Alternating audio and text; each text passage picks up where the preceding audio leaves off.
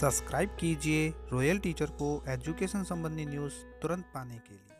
वार्षिक कार्य मूल्यांकन प्रतिवेदन एपीएआर के संबंध में नवीन दिशा निर्देश 30 जुलाई 2021 के वार्षिक कार्य मूल्यांकन प्रतिवेदन जो आज तक हम ऑफलाइन भरते आ रहे हैं उसको अब ऑनलाइन कर दिया है। ये बात आप सभी जानते हैं। ऑनलाइन करने के बाद शाला दर्पण के स्टाफ विंडो में जाकर हम इसको ऑनलाइन कर सकते हैं। ऑनलाइन कैसे करना है उसके संबंध में दोस्तों मैंने पर्टिकुलर 2 अलग वीडियो बना रखे हैं जिसमें बताया गया है कि एपीआर में जो किन-किन को कैसे-कैसे भरना है ऑनलाइन। जो ये पार्ट 1 है और पार्ट 2 है। पार्ट 1 के अंतर्गत रजिस्ट्रेशन करना है और साथ ही आपको जो आपके रिपोर्टिंग ऑफिसर है, रिव्यूइंग ऑफिसर है, वो कैसे सेलेक्ट करने हैं वो इसके अंतर्गत बताया गया है। उसके बाद पार्ट 2 आता है जो आपको एपीआर फिल करने के बारे में बताता है।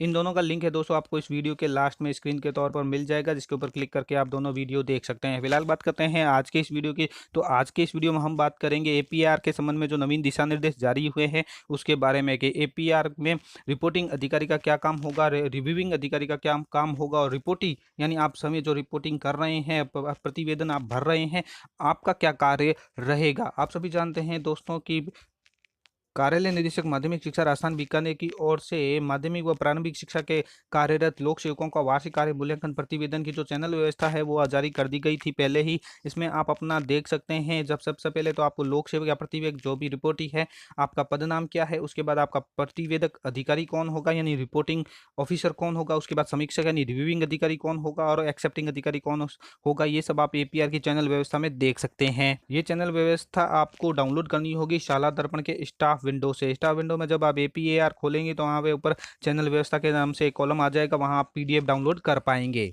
साथ ही इसके अंतर्गत हम बात करेंगे एपीआर प्रस्तुत करने की जो समय सारणी निर्धारित की गई है उसके बारे में भी। सबसे पहले बात करते हैं कार्यालय निदेशक माध्यमिक शिक्षा राजस्थान बीकानेर की ओर से जो कार्यालय आदेश जारी किया गया है एपीएआर के संबंध में एनुअल परफॉर्मेंस एप्रिशियल रिपोर्ट के बारे में कि लोक सेवक का ये एक महत्वपूर्ण राज्य के दस्तावेज है जिसे वर्ष 2020-21 से शिक्षा विभाग में कार्यरत लोक सेवकों द्वारा अनिवार्य रूप से शाला दर्पण के स्टाफ विंडो के माध्यम से ऑनलाइन किया जाना है। ये भी आप सभी जानते हैं कि ये जो एपीआर है वो पिछले वर्ष की यानी 2020-21 की है, वहां से आपको ऑनलाइन किया करना है। प्रथम चरण में आपको वरिष्ठ अध्यापक, व्याख्याता, प्रधान अध्यापक माध्यमिक शिक्षा एवं प्रधानाचार्य वर्ग को 2021 की एपीआर शाला दर्पण पोर्टल के स्टाफ विंडो के माध्यम से दिनांक 2/8/2021 से ऑनलाइन की जानी है। तो यहाँ पे एक बात स्पष्ट हो जाती है कि किन को भरनी है और किन को नहीं भरनी है।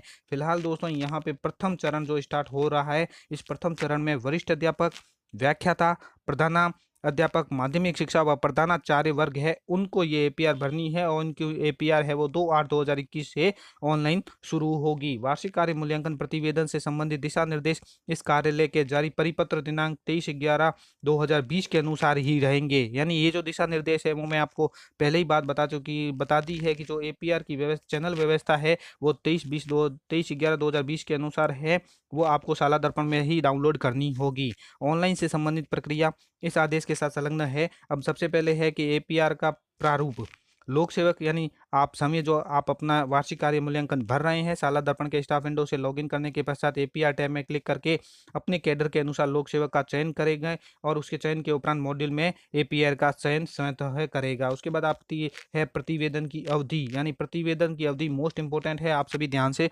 सुनिएगा। कार्यालय में कार्यरत समस्त लोक सेवक जैसे शैक्षिक व मंत्रालय वार्षिक कार्य मूल्यांकन प्रतिवेदन की अवधि का चयन वित्तीय वर्ष के अनुसार करेंगे। वित्तीय वर्ष दोनों का अलग अलग होता है, उसके अनुसार करेंगे। अब विद्यालय में जो कार्यरत समस्त लोक सेवक है मंत्रालय कार्मिक वित्तीय वर्ष के आधार पर, ध्यान में रखें, मंत्रालय कार्मिक है वो वित्तीय वर्ष के आधार पर करेंगे। विद्यालय में कार्य जो समस्त लोक सेवक है के संबंध में वार्षिक कार्य मूल्यांकन प्रतिवेदन की अवधि का चयन है वो 1 जुलाई 2020 से 30 जून 2021 के शैक्षिक वर्ष के अनुसार आपको करना है।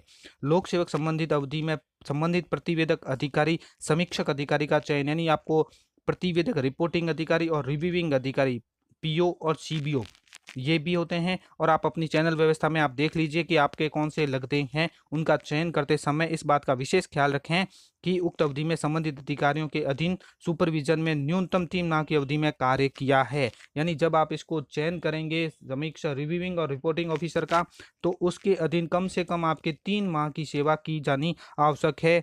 तो 3 माह की अगर आपने इनके अधीन सेवा की है तो आप इनको चयन करेंगे उनके नाम के अनुसार, उनकी एम्प्लॉय आईडी के अनुसार, उनकी जन्म डेट के या उनके मोबाइल नंबर के अनुसार। किसी कर्मचारी की एक ही वर्ष की अवधि में, यानी एक ही वर्ष जो बताया गया है 1 जुलाई से 30 जून, इस अवधि में भिन्न भिन्न नियंत्रण अधिकारी के अधीन 3 या 3 माह से अधिक की सेवा अवधि होने पर 2 या 2 से अधिक प्रतिवेदक भी हो सकते हैं, लेकिन उनमें से पहला प्रतिवेदक उस नियंत्रण अधिकारी के स्थानांतरण के तत्काल बाद का होना चाहिए। यदि वर्ष के मध्य में समीक्षक अधिकारी या स्वीकारकर्ता अधिकारी परिवर्तित हुए हैं लेकिन प्रतिवेदक अधिकारी वही रहते हैं तो नए सिरे से प्रतिवेदन लिखने की आवश्यकता नहीं है। यदि रिपोर्टिंग जो अवधि है 1 जुलाई से 30 जून, ये है विद्यालय में कार्यरत जो लेख सेवक है उनके लिए एक से अधिक समीक्षक अधिकारी रहते हैं तो अंत में आए अधिकारी द्वारा प्रतिवेदन की समीक्षा की जाएगी, लेकिन शर्त यह है कि उस अधिकारी द्वारा संबंधित कार्मिक के कार्य का कम से कम 3 माह की अवधि का सुपरविजन किया गया हो। यदि ऐसा नहीं है तो पूर्व के समीक्षा अधिकारी का प्रतिवेदन मान्य होगा, लेकिन यहाँ भी शर्त यह है कि कम से कम 3 माह की सुपरविजन की रहेगी। इसी के अनुसार समीक्षक का चयन किया जाएगा।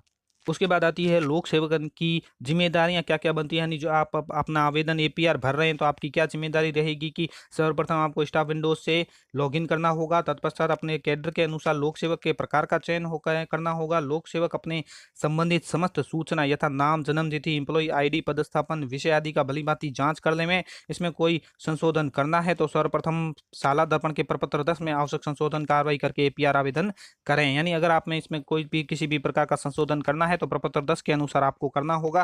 प्रपत्र 10 आप सही करेंगे तो ऑटोमेटिक ही वहां सही हो जाएगा। लोक सेवक को बिंदु संख्या 2C-D की पालना करते हुए प्रतिवेदक व समीक्षक अधिकारी का चयन करते हुए प्रतिवेदक अधिकारी को प्रेषित करना होगा। प्रतिवेदक अधिकारी द्वारा इसका सत्यापन करने के उपरांत ऑनलाइन आवेदन की आगे की कार्रवाई करनी होगी। यानी जब आपका प्रतिवेदक अधिकारी इसको राइट क्लिक कर देगा यानी आपको वेरीफाई कर देगा तो उसके बाद ऑनलाइन आपको आगे की कार्रवाई करनी होगी, जो भी मैं पार्ट 2 में बता चुका हूं और पार्ट 2 का भी वीडियो आपको इस लास्ट में आपको स्क्रीन के तौर पर मिल जाएगा। आगे बात करें कि प्रत्येक लोक सेवक की जिम्मेदारी होगी कि वह तय समय सारणी के अनुसार भाग 1 को पूर्ण करने के बाद अपने प्रतिवेदक अधिकारी को अपने कैडर के अनुरूप एपीआर फॉर्म ऑनलाइन प्रेषित करे। एपीआर की तारीख और अवधि सही हो यह सुनिश्चित किया जाना चाहिए। एपीआर में समय मूल्यांकन के संबंध में लोक सेवकों के लिए आवश्यक प्रविष्टियां बनाने के लिए पर्याप्त स्थान आवंटित किया गया है। उन्हें आवंटित स्थान पर अपना स्व मूल्यांकन अंकित करना है। उसके बाद है वो जो एपीआर फॉर्म सबमिट करते समय स्टेटमेंट और सर्टिफिकेट के साथ साथ सेल्फ एप्रिसिएशन का विवरण आदि वांछनीय नहीं है। उसके बाद आती है रिपोर्टिंग ऑफिसर की जो जिम्मेदारियां हैं उनकी। प्रतिवेदक अधिकारी का कर्तव्य होगा कि लोक सेवक से प्राप्त यानी जो टीचर है, व्याख्याता है या जो भी है उन्होंने अगर अपना एपीआर भर दिया है तो अब सबसे पहले बारी आती है रिपोर्टिंग ऑफिसर की। तो रिपोर्टिंग ऑफिसर क्या करेगा कि प्राप्त जो समीक्षक है या प्रतिवेदक है उनके निर्धारित अवधि व कैडर के अनुसार आवेदन का सत्यापन निदेशालय के परिपत्र जो 23/11/2020 के अनुसार है उनका अनुसार उन्हीं के सत्यापन करेगा। यदि आवेदन में किसी प्रकार की कोई त्रुटि पाई जाती है तो लोक सेवक को ऑनलाइन ही पुनः लौटाई जाएगी यानी रिजेक्ट कर दिया जाएगा। लोक सेवक से प्राप्त ऑनलाइन वार्षिक कार्य मूल्यांकन प्रतिवेदन भाग संख्या 2 निदेशालय के परिपत्र 23/11/20 के परिदृश्य मूल्यांकन कर समीक्षक अधिकारी को ई साइन के द्वारा ऑनलाइन प्रेषित किया जाए। समग्र मूल्यांकन के आधार पर कॉलम को भरने के दौरान यदि प्रतिवेदक अधिकारी द्वारा असंतोषजनक की प्रविष्टि की जाती है तो इसे संबंधित दस्तावेज उच्चतर पर मांगे जाने उपलब्ध करवाए जाने होंगे। उसके बाद दोस्तों अलग अलग जिम्मेदारियां तय की गई है, जैसे स्वीकारकर्ता एक्सेप्टिंग ऑफिसर की जिम्मेदारी है, सीबीओ कार्यालय अन्य नियंत्रण अधिकारी की जो कार्यालय में अवधि है वो है। लोक सेवक द्वारा मॉड्यूल में संबंधित अवधि में एपीआर प्रविष्टि के अलावा उक्त अवधि में राजकीय सेवा में नहीं था या अन्य सेवा में था या किसी भी अधिकारी के अधीन न्यूनतम 3 माह की सुपरविजन में सेवा नहीं की गई है, अन्य प्रविष्टि की गई है तो उक्त समस्त कारणों का परीक्षण सत्यापन संबंधित सीबीओ लॉगिन संबंधित अन्य नियंत्रण अधिकारी के लॉगिन से होगा। इससे संबंधित कार्यालय में लॉगिन की टैब में उपलब्ध करवाए गए हैं। इस अवधि का सत्यापन होने के उपरांत लोक सेवक अपना प्रतिवेदन ऑनलाइन प्रेषित कर पाएगा। इसकी जो मॉनिटरिंग है वो मॉनिटरिंग भी होगी। उसके साथ साथ सामान्य दिशा निर्देश जारी किए गए हैं वो भी आपको बता देते हैं कि वर्ष 2020-21 से ऑनलाइन एपीआर ही स्वीकृत होगी। निरंतर में इसी अनुसार आगामी वर्षों में चलेगा, यानी आगे भी ऑनलाइन ही एपीआर प्रस्तुत होगी। 2021 से पूर्व के वर्षों का एपीआर पूर्व व्यवस्था के अनुसार ऑफलाइन ही स्वीकार की जाएगी, परंतु 2021 या उसके बाद के वर्षों की जो एपीआर किसी भी स्थिति में ऑफलाइन स्वीकार नहीं होगी। एक लोक सेवक का यह कर्तव्य है कि वह अपनी एपीआर निर्धारित समय सारणी के अनुसार प्रतिवेदक को प्रस्तुत कर देवें। समय पर अपनी एपीआर प्रस्तुत नहीं करने पर लोक सेवक यदि भविष्य में होने वाली किसी भी लाभ से वंचित रहता है तो इसके लिए वह समय जिम्मेदार होगा। संभव है कि यदि कोई लोक सेवक एक वर्ष में अलग अलग कार्य स्थल या पदों पर पदस्थापित रहा है तो उसी के अनुरूप मॉड्यूल में पदस्थापन या पद का चयन करते हुए एपीआर ऑनलाइन की जावे। अब बात कर लेते हैं एपीआर प्रस्तुत करने की जो समय सारणी निर्धारित की गई है लोक सेवकों द्वारा जो एपीआर प्रस्तुत करना है कार्यालय में कार्यरत लोक सेवकों के लिए शिक्षक संवर्ग सहित 15 अगस्त तक करना है और विद्यालय में कार्यरत जो लोक सेवकों के हैं मंत्रालय कार्मिकों के अतिरिक्त वो 15 अगस्त ही है उनके लिए भी। साथ ही प्रतिवेदक अधिकारी द्वारा प्रतिवेदन पर टिप्पणी अंकित करना वो 15 सितंबर है दोनों के लिए। प्रतिवेदक अधिकारी द्वारा समीक्षक अधिकारी को प्रेषित करना 20 सितंबर है दोनों के लिए। समीक्षक अधिकारी द्वारा प्रतिवेदन में टिप्पणी अंकित करना व संबंधित कार्यालय को संधारण हेतु भिजवाना वो भी 20 अक्टूबर निर्धारित की गई है। तो दोस्तों ये थी आज की न्यूज़। उम्मीद है वीडियो पसंद आई है। वीडियो पसंद आए तो जरूर लाइक शेयर और सब्सक्राइब कीजिए। पास में आने वाले घंटी के बटन को जरूर दबाएं एजुकेशन संबंधी न्यूज़ तुरंत पाने के लिए।